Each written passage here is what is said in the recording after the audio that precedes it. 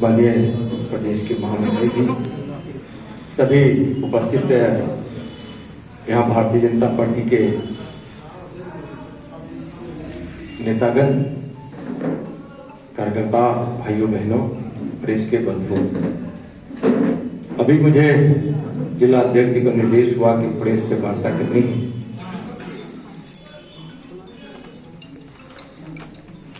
आज पूरे देश में एक ऐसा माहौल बना है कि 21वीं सदी भारत का हो और माननीय प्रधानमंत्री नरेंद्र मोदी जी के नेतृत्व में देश सशक्त बन रहा है। देश से गरीबी मिट रही है। इस देश के गरीब वर्षों से प्रतीक्षा कर रहे थे कि हमको भी कोई मसीहा मिलेगा, हमारी जिंदगी में भी खुशियां आएगी। भारत के गरीबों को एक मसीहा मिला है नरेंद्र मोदी जी के रूप में, आदरणीय प्रधानमंत्री जी के रूप में। 2014 से जैसे ही प्रधानमंत्री के रूप में इन्होंने शपथ ग्रहण ली, उस समय से देश के गरीबों के जीवन एक ऐसी स्थिति लाई जाए, ऐसा प्रयास हो कि उसके भी बच्चे पढ़े, उसके भी घर में कोई बीमार पड़े तो उसका इलाज हो जाए। पैसे के अभाव में इलाज नहीं, इलाज के अभाव में किसी की मृत्यु हो जाए। हर गरीब के घर शौचालय हो जाए। मां बहनों के रसोई घर में गैस कनेक्शन हो जाए ताकि उसको धुआं से मुक्ति मिले और उसके स्वास्थ्य ठीक रहे। गांव की सड़कें अच्छी हो, किसानों की आमदनी दुगनी हो जाए, नौजवानों को रोजगार मिले। आप उठाकर देखिए, कल्याणकारी योजनाओं से लेकर, विकास से लेकर, उत्पादन से लेकर, नौजवानों को रोजगार के अवसर देने के लिए माननीय प्रधानमंत्री जी ने कई दर्जनों योजनाओं को चलाया। यूं कहें तो मैं एक यह बात बताना चाहूंगा कि एक इस देश में ऐसे महापुरुष जिन्होंने एक बड़ी भविष्यवाणी की। जब वह उनसे किसी एक विदेशी ने पूछा कि आप तो सन्यासी हैं, लेकिन वैसे देश के सन्यासी हैं जिसमें लोग भूखे हैं, बेघर हैं, बेबस हैं, अशिक्षित हैं। विवेकानंद ने उनसे कहा कि मैं 21वीं सदी का भारत देख रहा हूं, जिस भारत में लोग अशिक्षित नहीं है, भूखे नहीं है, बेघर नहीं है, अशिक्षित नहीं है, यानी सभी शिक्षित हो, सबके पास अपना घर हो,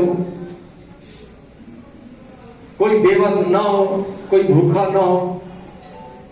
विवेकानंद जी के बचपन का नाम था नरेंद्र और आज भारत के प्रधानमंत्री जी का नाम भी है नरेंद्र। यानी भारत के प्रधानमंत्री आदरणीय नरेंद्र मोदी भारत के माननीय प्रधानमंत्री। एक विवेकानंद की भविष्यवाणी को दूसरा विवेकानंद पूरा कर रहे हैं, दूसरा नरेंद्र पूरा कर रहे हैं, यानी कि आदरणीय नरेंद्र मोदी जी पूरा कर रहे हैं। और उसमें बाधा बन रही है पश्चिम बंगाल की मुख्यमंत्री ममता बनर्जी जी, यानी विवेकानंद के सपनों को पूरा कर रहे हैं, भविष्यवाणी को पूरा कर रहे हैं भारत के यशस्वी प्रधानमंत्री नरेंद्र मोदी जी, और विवेकानंद के सपनों को चकनाचूर कर रही है, बाधा बन रही है ममता बनर्जी जी। आप उठा कल परसों, आज से 2 दिन पहले माननीय प्रधानमंत्री जी ने इस देश के करोड़ों किसानों के खातों में 18,000 करोड़ प्रधानमंत्री किसान सम्मान निधि योजना के माध्यम से राशि भेज दी। एक क्लिक में भेज दी। लेकिन बंगाल के एक भी किसान भाई उनके पास नहीं आया हो। क्यों ममता जी क्यों रोकी हैं? यहां के किसान समझ रहे हैं यहां आयुष्मान भारत लागू नहीं है। वन नेशन वन कार्ड अगर यहां लागू नहीं है, अगर यहां का कोई भी हमारे पश्चिम बंगाल के भाई बहन यहां से कहीं दूसरे प्रदेश में जाते तो वहां राशन नहीं ले सकते हैं। One nation one ration card के इस योजना को भी लागू नहीं कि जो गरीबों के लिए राशन कोरोना काल में किस प्रकार से लोगों तक पहुंचा और लोग भूखे नहीं रहे, यह तो माननीय प्रधानमंत्री जी के प्रयास का परिणाम। उस पीरियड में भी, कोरोना काल के पीरियड में भी कई ऐसी उदासीनता पश्चिम बंगाल के सरकार के द्वारा दिखाई गई जो पश्चिम बंगाल के भाई और बहनों के लिए उचित नहीं था, उनके हित में नहीं था। मैं उसका पूरा चर्चा नहीं कर रहा। हिंसा का वातावरण, लोग आतंकित हैं, चारों तरफ अराजकता है। टीएमसी के लोग टोला मोहल्ले टैक्स बना रखे हैं, वसूली कर रहे हैं, संरक्षण मिल रहा है। एक तरह से बिल्कुल व्यवस्था को, लोकतंत्र की व्यवस्था को गुलामी की जंजीर में जकड़ कर पश्चिम बंगाल के सरकार रखी हुई है। ममता बनर्जी जी रखी हुई है। आज भारतीय जनता पार्टी के 130 से ज्यादा कार्यकर्ताओं की हत्या हो गई, आम लोगों की हत्या हो रही है, लूट हो रही है। और किस प्रकार से लोगों को प्रताड़ना सह रहा है, हम आपके माध्यम से पश्चिम बंगाल के लोगों को हम बताना चाहेंगे। हमारे राष्ट्रीय अध्यक्ष जी पर पथराव हुआ, जानलेवा हमला हुआ, यह क्या है? भारत के संविधान में लोकतंत्र ने सबको अधिकार दिया है अपनी अभिव्यक्ति की और अपने मतों के अधिकार करने का। कई प्रकार के वातावरण खड़ा किए जा रहे हैं, दहशत का वातावरण, दहशत के वातावरण पश्चिम बंगाल के हमारे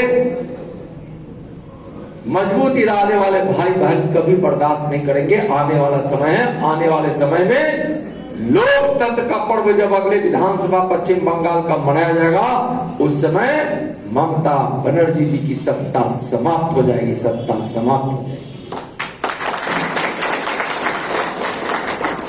80 से ज्यादा योजनाएं यहां लागू नहीं हो रही है। अब सोचिए, भारत सरकार की 80 से ज्यादा योजना लागू नहीं हो रही है, उस प्रदेश का विकास कैसे होगा? क्या हाल है यहां? देश की आजादी के समय का इंडेक्स उठाकर देखिए, भारतवर्ष के में जितने उत्पादन होते थे औद्योगिक इकाइयों से, इंडस्ट्री से, उसका 25% अकेले बंगाल पैदा करता था, पश्चिम बंगाल पैदा करता था आजादी के समय। आज वह 25% से वो घटकर 3% पर आ गया। क्या बेरोजगारी नहीं बढ़ेगी? इतनी बेरोजगारी का कारण क्या है? आज अगर पश्चिम बंगाल 25% उत्पादन देश के खपत का करते रहता तो हिंदुस्तान का सबसे समृद्ध और सुखी राज्य पश्चिम बंगाल होता, पश्चिम बंगाल होता।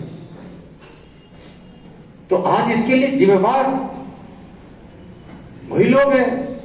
ममता बनर्जी क्या की 10 वर्षों में, कहां बंगाल को ले गई, किस प्रकार से बंगाल की अर्थव्यवस्था को चौपट कर दिया। विकास बाधित है, विकास नाम का कोई चीज नहीं है। तो यहां के लोग ममता बनर्जी जी के इस सत्ता से, इनकी सरकार से और इस सरकार के लोगों की हरकतों से, टीएमसी के कार्यकर्ताओं की हरकतों से नाखुश है। मैं तो पश्चिम बंगाल में आया हूं और देख रहा हूं, वातावरण यही है कि इस बार कमल ही खिलेगा, भारतीय जनता पार्टी की शानदार बहुमत के साथ ही सरकार बनेगी। लोगों ने ऐसा मन बना रखा है। तो इसलिए मैं अंत में यही कहूंगा कि एक विवेकानंद जिनके बचपन का नाम था नरेंद्र, जिन्होंने भविष्यवाणी की थी कि भारत में 21वीं सदी में न कोई भूखा होगा, न कोई बेघर होगा, न कोई अशिक्षित होगा, न कोई बेबस होगा, उस सपनों को पूरा कर रहे हैं दूसरा नरेंद्र, भारत के यशस्वी प्रधानमंत्री आदरणीय नरेंद्र मोदी। उसमें बाधा बन रही है ममता बनर्जी, हिंसा की पुजारी बनी हुई है सरकार। यह बापू के अहिंसावादी देश में हिंसा लोकतंत्र में नहीं चलेगा। लोकतंत्र में स्वतंत्रता नहीं छीनी जानी चाहिए, जो पश्चिम बंगाल में ममता बनर्जी जी छीन रही है। विकास दूर दूर तक कहीं दिखाई नहीं पड़ता, बेरोजगारी बढ़ रही है, उत्पादन घटा है, और सबकी जिम्मेदार यहाँ ममता बनर्जी जी और ममता बनर्जी जी की सरकार है। धन्यवाद।